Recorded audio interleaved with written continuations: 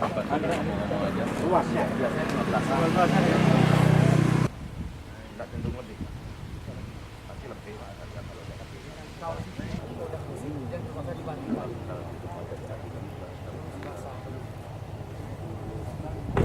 Enggak kali memang. Terakhir pun bapak punya dilepasin. Mau nggak mau.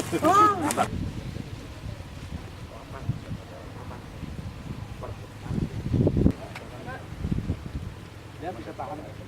Contoh rawa racun Pak. Iya, tahan. Kita kan disarankan.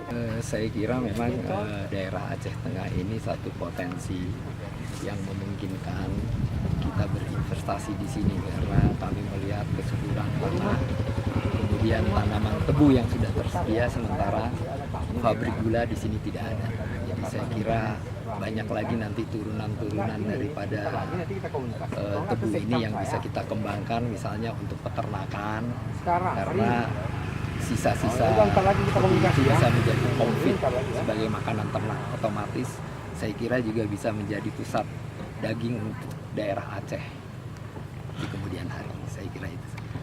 Untuk selanjutnya, apa yang akan diperbuat untuk lahan tebu yang ada di daerah Aceh Tengah? Ya, kami akan segera mengirim konsultan, kemudian kami akan secara bertahap merealisasikannya. Saya kira begitu. Oke,